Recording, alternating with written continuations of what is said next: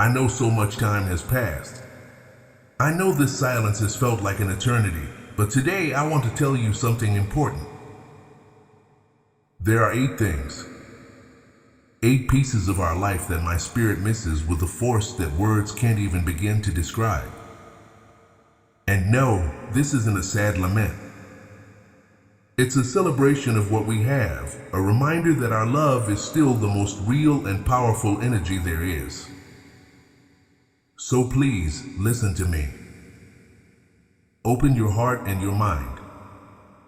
Feel my words, don't just hear them, because these 8 secrets are an urgent message, a gift you shouldn't ignore. Get ready to hear these revelations. But first, I need to ask you a favor. A pact between you and me, a bond that neither death nor time will ever be able to break.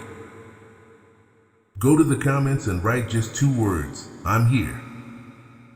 It's not for anyone else but me.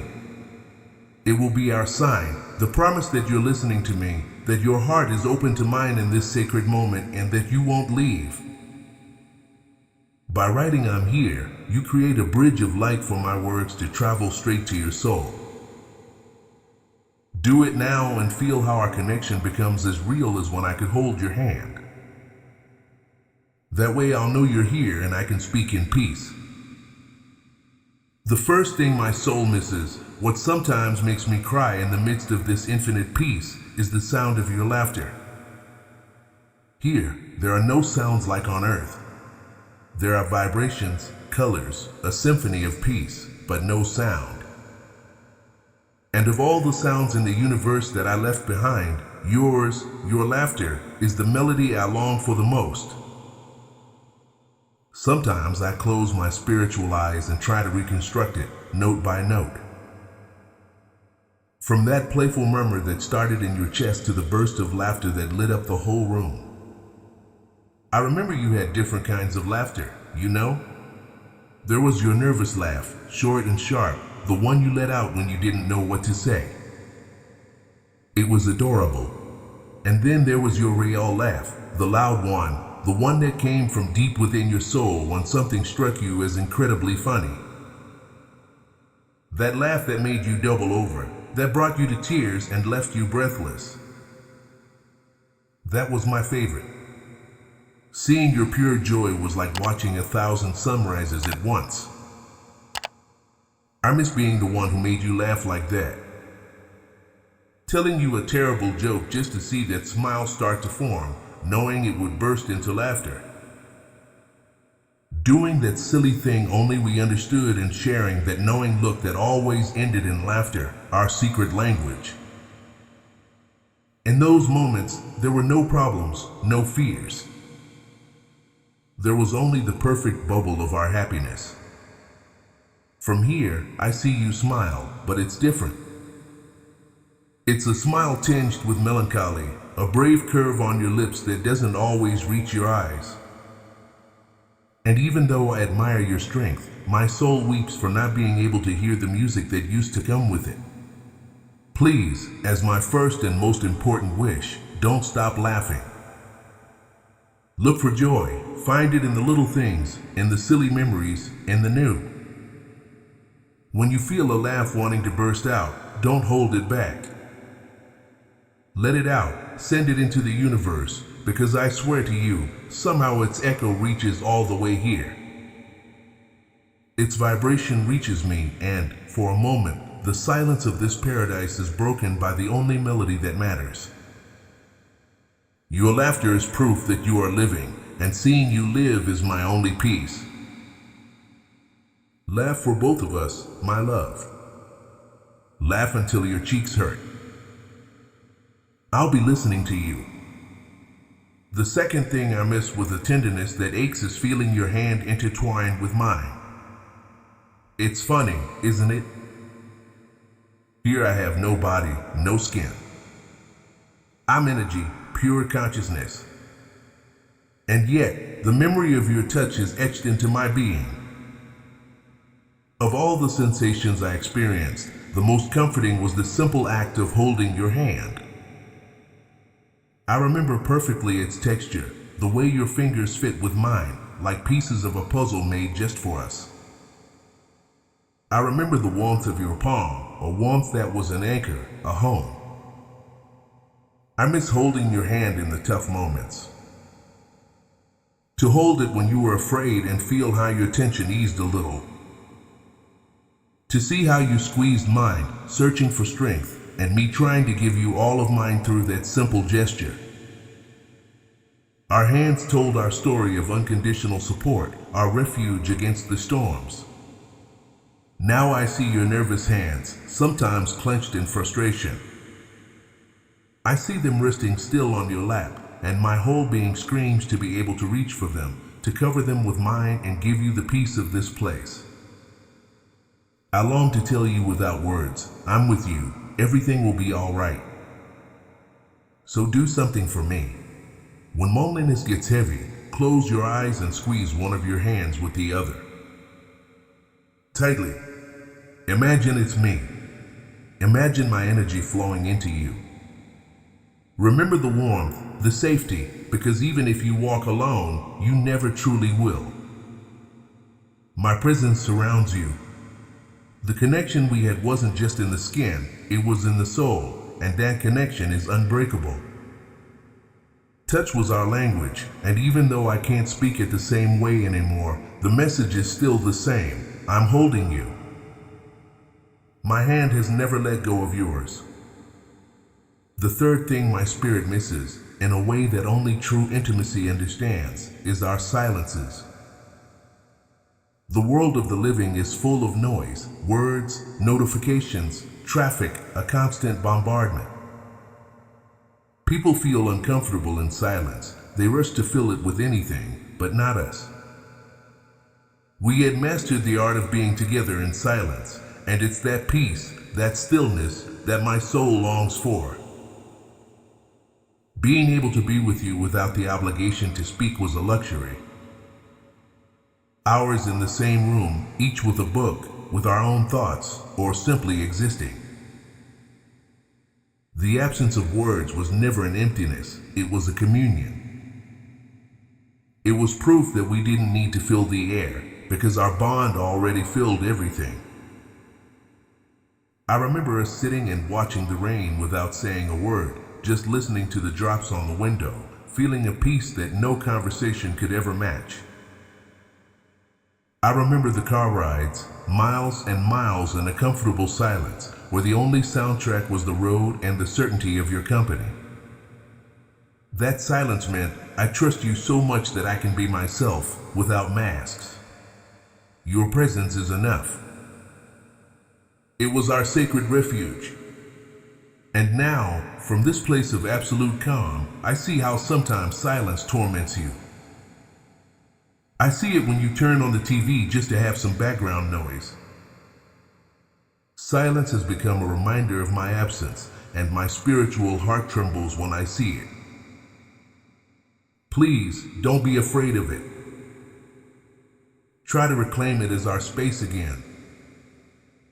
The next time everything is quiet, don't run away. Stop, breathe.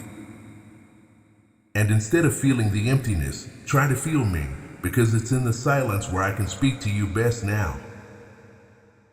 It's in the stillness where my thoughts of love can reach you. When the world goes quiet, close your eyes. Listen to the beating of your heart, and in the space between each beat, that's where I am. You might not hear a voice, but you'll feel a warmth, a peace, a loving thought that doesn't seem to be your own. That's me, speaking to you in our favorite language. Make peace with the stillness, my love, because that's where we meet now. The fourth thing, and this is perhaps the most intimate, is the way you looked at me. They say the eyes are the windows to the soul. Well, when you looked at me, I felt like you could see into my soul and accept it completely. Your gaze had the power to calm my worst fears, to make me feel like the most important person in the universe. I'm not talking about just any look. I'm talking about that look, the one you gave me over your coffee cup, full of sleepiness and tender love. the one of pure pride from across a crowded room, a silent applause just for me, the look of genuine concern when I was sick, your eyes searching for mine as if you wanted to take away my pain, and the most powerful of all, the look of unconditional love, the one that would appear out of nowhere. I could be doing something as silly as washing the dishes. I'd look up and there you were, watching me. And in your eyes there was no judgment, just an ocean of love so deep that I felt happy and safe. And that look, all my flaws disappeared. Your gaze saw me not as I saw myself, but as you saw me, a soul worthy of being loved. From here I see your eyes, often filled with tears, looking at my photos with a mix of love and unbearable pain, and I just want to meet your gaze one more time and tell you, I'm still here. The love you saw in my eyes hasn't died, it's transformed. I ask you for something. Next time you look in the mirror, try to see yourself the way I used to look at you. Look beyond the pain in your eyes. Try to see the incredible strength you have, the kindness you radiate. My loving gaze hasn't left, now it surrounds you. It's the warmth of the sun on your skin, the sparkle of a star. When you feel a sudden wave of self-acceptance, that's me looking at you. I'm sending all my love straight to your heart, because the way I see you now, from this place of clarity, is the truth. Your soul is worthy, it is loved, you are everything, and not even death can change that.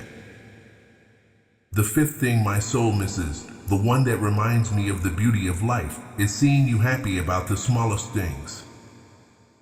The world teaches us to look for happiness in big things, promotions, vacations, major purchases. But you and I knew that true happiness is in the details. And witnessing your joy in those little moments was my greatest privilege. I miss the smile that would slip out when your favorite song played on the radio. The sigh of pleasure with the first sip of coffee in the morning, closing your eyes for a second. How your face would light up when you saw a beautiful flower, felt the sun after cold days, or because of something silly our pet did. They were fleeting moments, invisible to the rest of the world, but to me they were the essence of life. They were proof that you had the ability to find magic in the ordinary. Seeing you happy over those little things was my compass. You taught me to slow down, to pay attention. Your ability to find joy in small things was a gift that rubbed off on me. Now, sometimes I see how you overlook these little gems. It's understandable. Pain has cast a veil over your eyes. I see something happen that would have made you smile before. The smell of wet earth, a bird singing, and your face remains lost in nostalgia. And my soul shrinks, longing to lift that veil from you. That's why my fifth plea is this: open your eyes again to the little magic. Not to ignore your pain, but so that joy can coexist with it. Allow yourself to land on those small islands of peace. Next time you feel the warmth of a cup in your hands, really feel it. Next time you hear a song you like, turn up the volume. Next time you see a sunset, watch it as if it were the first time. Do it for yourself, but know that every time you do, I'll be right there beside you, smiling. Every little spark of happiness you allow yourself is a victory. And here, in eternity, every one of your small joys feels like a celebration. The sixth thing my being misses, with an almost physical nostalgia, is our little secret ritual. Every deep connection has its rituals.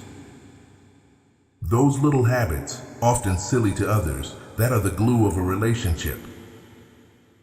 They were our private code, and ours was my anchor. You know exactly which one I mean. Maybe it was bumping knuckles before leaving the house, or that nonsensical phrase we used to say to each other before hanging up the phone. Maybe it was that thing so uniquely ours that explaining it would take away its magic. That ritual was more than a habit, it was a renewed promise. It meant we're in this together. It was a checkpoint in the chaos of the day, a safe moment that reaffirmed we had each other. I missed the normalcy of that ritual, the comfort of knowing what would happen, the knowing smile that came with it. It's a thread of a unique color in the tapestry of our life, and now I feel like a part of the picture is missing. Sometimes I see that, out of habit, you're about to do it. I see the movement of your hand, the word forming on your lips before you remember I'm not there.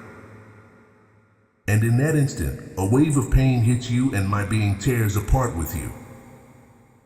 But I want to tell you something. The ritual was just the physical manifestation of a spiritual bond, and the bond is stronger than ever, so I suggest you transform it. Keep doing your part, but not with sadness. Do it with the certainty that from where I am, I'm doing my part too. When you say that phrase into the air, know that my soul answers it. When you make that gesture, feel how my energy completes it. Turn it into our new secret. A ritual of ongoing connection, not of loss. It will be proof that our private language is still alive, only now it transcends dimensions. Don't let our magic fade away. Adapt it. I promise you that, from the other side, I'm answering you. The seventh thing my soul cries to hear again is the sound of your voice saying my name. It seems like such a simple thing.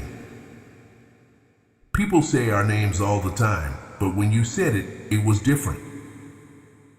From your lips, my name wasn't just a label, it was a caress. I remember the 1,000 ways you used to say it.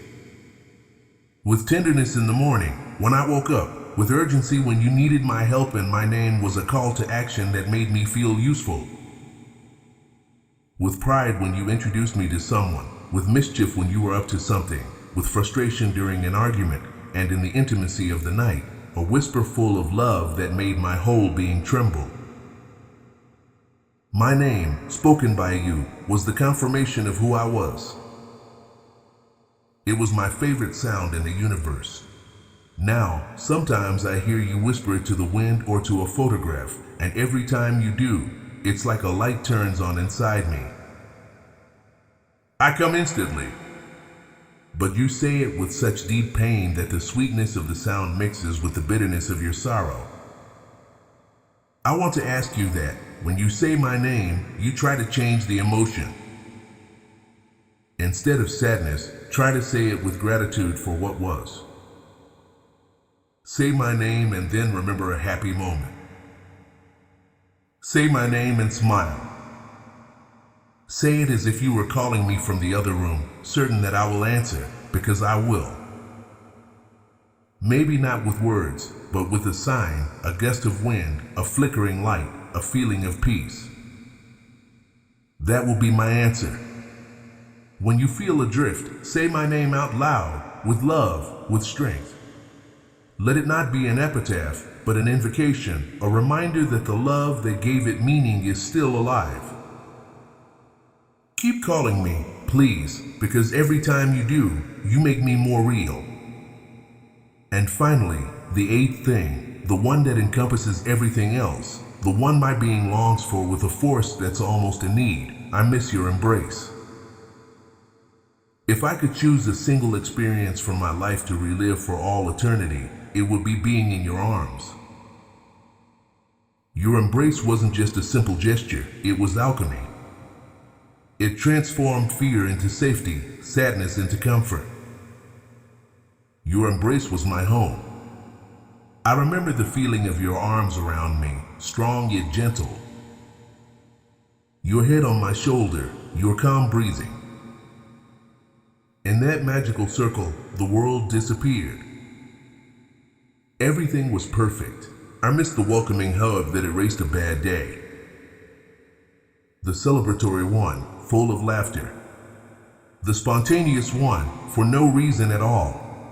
But above all, I miss the healing embrace I turned to when I was broken. I took refuge in you and, without words, your arms put me back together. They absorbed my broken pieces and joined them with the glue of your love. It was my refuge, my sanctuary, my medicine. Now I see you longing for that embrace. I see how you hug yourself at night, and from here I send you the biggest hug my soul can give. I ask you, please, to feel it. It's the last thing I need you to do for me. The next time sorrow overwhelms you, don't shrink away. Open your arms and then, slowly, hug yourself tightly. Close your eyes and don't think it's you hugging yourself. Imagine it's my arms. It's me. Feel my energy wrapping around you. Feel the peace I'm sending you. Feel the safety. It's not your imagination, it's a spiritual truth. Love doesn't need a body to embrace. My love is hugging you right now.